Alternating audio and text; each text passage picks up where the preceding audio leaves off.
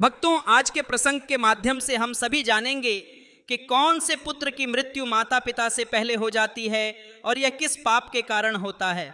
प्रिय भक्तों, इस प्रकार की घटनाएं अक्सर हमें देखने को और सुनने को मिलती रहती है कि किसी पिता के सामने उसके जवान पुत्र की मृत्यु हो जाती है और कुछ दुष्ट बेटे अपने माता पिता को बहुत प्रताड़ित करते रहते हैं, उनके साथ दुश्मनों जैसा बर्ताव करते हैं। भक्तों, आखिर ऐसा क्यों होता है?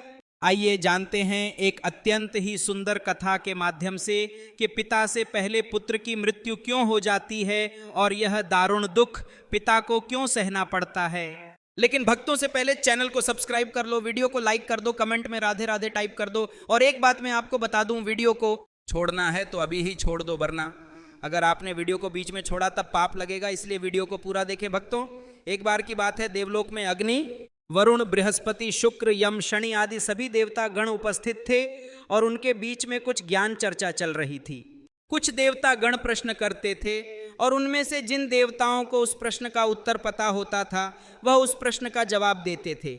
जब बारी अग्निदेव की आई तो उन्होंने देवताओं से प्रश्न पूछा। हे देवताओं की सभा में अग्निदेव ने दो गंभीर प्रश्न उठाए। पहला, कौन सी संतान ऐसी होती है जिसकी मृत्यु माँ बाप की आंखों के सामने हो जाती है? दूसरा, किस प्रकार के पुत्र माता पिता को कष्ट पहुंचाते हैं और उन्हें दुख देते हैं? इन बातों को सुनकर सभी देवता चिंतन में डूब गए। वे सोचने लगे कि पिता के सामने उसके युवा पुत्र का प्राण चले जाना कितना असहनीय दुख देता होगा। प्रकृति का नियम तो यह है कि पहले माता पिता विदा हों और पुत्र उनका अंतिम संस्कार करे, पर कभी कभी विधि इसके विपरीत भी घटा देती है, जहां पिता को अपने ही हाथों से अपने पुत्र को मुखाग्नि देनी पड़ती है। ऐसा दुख जीवित रहते हुए भी मृत्यु जैसा माना गया है। देवगण ये समझ नहीं पा रहे थे कि ऐसा क्यों होता है और क्यों कुछ पुत्र अपने ही माता पिता से शत्रु जैसा व्यवहार करते हैं, उन्हें मारते पीटते हैं, छोड़ देते हैं या देखभाल नहीं करते। तभी सभा में नारद जी पधारे। देवताओं ने उनका सम्मान किया और अग्निदेव ने उन्हें अपनी जिज्ञासाएं बताईं। नारद जी ने कहा कि मनुष्य का जीवन केवल वर्तमान जन्म पर आधारित नहीं होता, उसके पूर्व कर्म भी उसमें शामिल होते हैं। हर कर्म का फल अवश्य मिलता है। उन्होंने 3 प्रकार के कर्म बताए: संचित, प्रारब्ध और क्रियमाण। पिछले जन्मों में जमा हुए संचित कर्म आत्मा के साथ चलते रहते हैं और वही आगे चलकर सुख दुख के रूप में फल देते हैं। मृत्यु के बाद स्थूल शरीर नष्ट होता है। देवताओं को यह बात कठिन लगी तो नारद जी ने उन्हें सरल तरीके से समझाने के लिए एक कथा सुनाने का आश्वासन दिया। एक ऐसी कथा जिसमें यह स्पष्ट होता है कि कभी पुत्र की मृत्यु पहले क्यों हो जाती है और क्यों कुछ संतानें माता पिता को दुख देती हैं। यह सुनकर सभी देवता शांत होकर कथा सुनने लगे, पर सूक्ष्म शरीर और कर्मों का हिसाब साथ बना रहता है। हमारे अपने लोग भी विभिन्न जन्मों में अलग अलग संबंधों में हमारे पास आते हैं ताकि पुराने कर्मों का निपटारा हो सके। कथा सुनाते हुए देवर्षि नारद जी कहते हैं, हे देवता गण, प्राचीन काल की बात है। एक गांव में एक किसान रहता था। उसके परिवार में उसकी पत्नी और एक लड़का था। किसान के लड़के का नाम नकुल था। कुछ सालों के बाद किसान की पत्नी की मृत्यु हो जाती है। जिस समय किसान की पत्नी की मृत्यु हुई थी उस समय उसे किसान के पुत्र की आयु मात्र 5 वर्ष थी। कुछ समय बाद किसान ने दूसरा विवाह कर लिया और उसकी दूसरी पत्नी से एक पुत्र पैदा होता है। संयोगवश कुछ समय बाद किसान की दूसरी पत्नी की भी मृत्यु हो जाती है। अपनी पत्नी के देहांत से किसान अत्यंत दुखी हुआ। उसने विधि के अनुसार अंतिम संस्कार किया और फिर दोनों पुत्रों के साथ जीवन बिताने लगा। समय बीतने पर पहली पत्नी से जन्मा उसका बड़ा बेटा विवाह योग्य हुआ तो किसान ने उसके लिए एक योग्य कन्या खोजकर उसका विवाह कर दिया। कुछ ही समय बाद किसान गंभीर बीमारी में पड़ गया। बहुत उपचार करवाने के बाद भी उसकी हालत नहीं सुधरी और अंततः उसकी मृत्यु हो गई। दूसरी पत्नी से उत्पन्न छोटा पुत्र अपने बड़े भाई के साथ रहने लगा। बड़ा भाई उसकी अच्छी देखभाल करता था। वर्षों बीतते गए। फिर अचानक छोटा भाई बीमार पड़ गया। हालत बिगड़ने लगी तो बड़े भाई नकुल ने नगर के वैद्य से उसका उपचार करवाया, पर कोई लाभ नहीं हुआ। नारद जी ने देवताओं से कहा कि अब वही प्रसंग सामने आएगा जिससे समझ में आता है कि कभी पिता से पहले पुत्र की मृत्यु क्यों हो जाती है। दिन प्रतिदिन छोटे भाई की बीमारी बढ़ती चली गई। घर का बहुत सा धन इलाज में खर्च हो चुका था। नकुल इस बोझ से थक चुका था। एक दिन उसने अपनी पत्नी से कहा कि यदि मेरा यह सौतेला भाई मर जाए तो न इलाज का खर्च रहेगा और न ही जमीन जायदाद में उसका हिस्सा देना पड़ेगा। उसकी संपत्ति भी हमारे हिस्से में आ जाएगी। धन के लोभ में डूबे इस भाई को अपने ही रक्त संबंध से अधिक आकर्षण संपत्ति का था।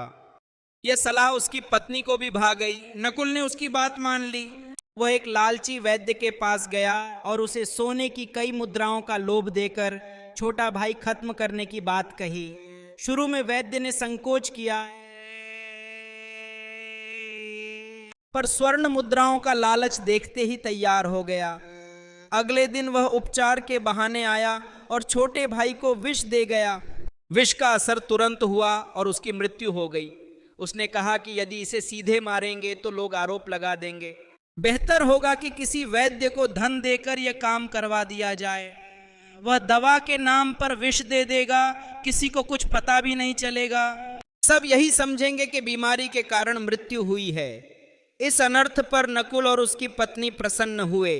वे मन ही मन सोचने लगे कि अब कोई अवरोध नहीं रहा और सारी संपत्ति उनके अधिकार में आ गई। नकुल और उसकी पत्नी अपने छोटे भाई की मृत्यु पर प्रसन्न थे। उन्हें लगा कि अब संपत्ति का कोई और भागीदार नहीं बचा। लेकिन यह सत्य हमेशा याद रखना चाहिए कि दूसरे के दुख पर बनी खुशी कभी स्थायी सुख नहीं देती और किसी को कष्ट पहुंचाकर प्राप्त धन अंततः भारी पीड़ा का कारण बनता है। ऐसे कर्मों का फल एक दिन अवश्य सामने आता है। यह सलाह उसकी पत्नी को भी भा गई। नकुल ने उसकी बात मान ली। वह एक लालची वैद्य के पास गया और उसे सोने की कई मुद्राओं का लोभ देकर छोटा भाई खत्म करने की बात कही। शुरू में वैद्य ने संकोच किया, पर स्वर्ण मुद्राओं का लालच देखते ही तैयार हो गया। अगले दिन वह उपचार के बहाने आया और छोटे भाई को विष दे गया। विष का असर तुरंत हुआ और उसकी मृत्यु हो गई। उसने कहा कि यदि इसे सीधे मारेंगे तो लोग आरोप लगा देंगे। बेहतर होगा कि किसी वैद्य को धन देकर यह काम करवा दिया जाए। वह दवा के नाम पर विष दे देगा, किसी को कुछ पता भी नहीं चलेगा। सब यही समझेंगे कि बीमारी के कारण मृत्यु हुई है। इस अनर्थ पर नकुल और उसकी पत्नी प्रसन्न हुए। वे मन ही मन सोचने लगे कि अब कोई अवरोध नहीं रहा और सारी संपत्ति उनके अधिकार में आ गई। नकुल और उसकी पत्नी अपने छोटे भाई की मृत्यु पर प्रसन्न थे। उन्हें लगा कि अब संपत्ति का कोई और भागीदार नहीं बचा। लेकिन यह सत्य हमेशा याद रखना चाहिए कि दूसरे के दुख पर बनी खुशी कभी स्थायी सुख नहीं देती और किसी को कष्ट पहुंचाकर प्राप्त धन अंततः भारी पीड़ा का कारण बनता है। ऐसे कर्मों का फल एक दिन अवश्य सामने आता है। नारद जी आगे कहते हैं कि बड़े भाई ने धूर्तता से छोटे भाई को मरवा दिया और सारी संपत्ति पर अधिकार जमा लिया। गांव वालों को इस दुष्कृत्य का आभास तक नहीं हुआ। सब यही समझते रहे कि नकुल ने अपने सौतेले भाई का भरसक उपचार करवाया, पर रोग की गंभीरता के आगे उसे बचाना संभव नहीं था। दुनिया को क्या पता था कि उसकी मृत्यु प्राकृतिक नहीं बल्कि योजना के तहत हुई थी। बड़ा भाई अपनी छवि बनाए रखने के लिए विधि विधान से उसका अंतिम संस्कार भी कर देता है। समय बीतता रहा। नकुल की पत्नी गर्भवती हुई और एक पुत्र को जन्म दिया। पुत्र जन्म पर उन्होंने भोज कराया और नगर में मिठाइयां बांटी।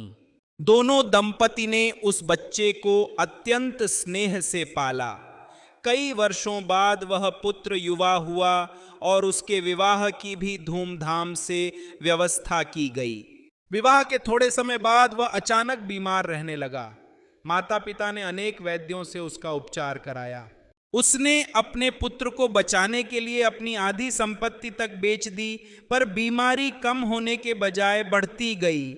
जैसा कि कर्म फल देता ही है, वह युवक अत्यंत दुर्बल हो गया। गांव के लोग उसे देखने आने लगे। दुखी पिता अपने पुत्र को देखकर कहता, मुझे समझ नहीं आता कि किस अपराध का दंड भोग रहा हूं। तब वह लड़का अचानक बोला, भाई मेरा हिसाब अब पूरा हो चुका है, बस अंतिम संस्कार का सामान ही बाकी है। पिता यह सुनकर चौंक गया। उसे लगा कि बीमारी के कारण बेटे की बुद्धि भ्रमित हो गई है, जो पिता को भाई कह रहा है। तब लड़का बोला, आप इस जन्म में मेरे पिता हैं, पर पिछले जन्म में मेरे भाई थे। उसी जन्म में आपका सौतेला भाई जो आपकी सौतेली मां से था, ठीक इसी तरह चारपाई पर बीमार पड़ा था। आपने उसकी संपत्ति हड़पने के लिए वैद्य से उसे विष दिलवाकर मरवा दिया था। देखिए, वही संपत्ति आज मेरे उपचार में लग चुकी है। जो धन आपका मेरे ऊपर बकाया था, वह मैं अपने इलाज के माध्यम से चुका चुका हूं। यह सुनकर पिता विलाप करने लगा, मेरे कुल का नाश हो गया। मैंने जो गलत किया था वह मेरे सामने आ गया। पर एक बात समझ में नहीं आ रही, मेरी बहू का क्या अपराध है? वह तो निर्दोष है, पर सती प्रथा के चलते उसे मेरे बेटे के साथ जलाया जाएगा। शिबे वह युवक बोला, भाई मेरी बात ध्यान से सुनिए। तुमने जिस वैद्य को मेरे इलाज के लिए बुलाया था, उसने आपके कहने पर धन के लालच में मुझे जहर दिया था। याद रखना, जो दुष्ट मनुष्य धन के लालच में किसी निर्दोष व्यक्ति को अकारण ही मारता है, उसको भी उसका फल भोगना पड़ता है। मेरी मृत्यु के 4 वर्ष बाद ही उस वैद्य की आकस्मिक मृत्यु हो गई और उसे मृत्यु के बाद एक लड़की का जन्म मिला। वही लड़की आज मेरी पत्नी के रूप में मेरे घर में आई है। मेरे मरने पर उसे भी मेरे साथ जिंदा जलाया जाएगा। इसको भी इसके कर्म का फल अवश्य भोगना पड़ेगा। आगे देवर्षि नारद जी कहते हैं, हे देवतागण, मनुष्य के जीवन में आने वाली प्रत्येक घटनाएं उसके द्वारा किए गए कर्मों की उपज होती है। हम जैसा बोते हैं वैसा ही हमें काटने को मिलता है। आज नहीं तो कल मनुष्य को उसके कर्मों का कर्म फल जरूर मिलता है। जीवन के हर कठिन प्रश्न का जीवन से ही हल मिलता है। जितना गहरा कुआं होगा उतना ही मीठा जल मिलता है। मित्रों, अपने भाई से इतना कहकर वह किसान पुत्र मृत्यु को प्राप्त हो जाता है। पुत्र की मृत्यु के बाद उसकी सारी संपत्ति का नाश हो जाता है और उसकी पत्नी को उसके साथ जिंदा जला दिया गया। इस तरह से उसे दुष्ट वैद्य को उसके कर्म का फल मिल जाता है। जिसने लालच में आकर एक निर्दोष पुत्र को जहर दिया था, वह वैद्य मरकर उसकी पत्नी बना था। उसने भी मृत्यु के महाभयंकर कष्ट से होकर गुजरना पड़ा। आगे देवर्षि नारद जी कहते हैं, हे देवतागण, इस संसार में 4 प्रकार के पुत्र होते हैं और जो काम उसने किए हैं उनका भुगतान भी उन्हें करना पड़ता है। नारद मुनि की यह बात सुनकर के सभी देवतागण पूछने लगे, हे देवर्षि, 4 प्रकार के पुत्र कौन से होते हैं?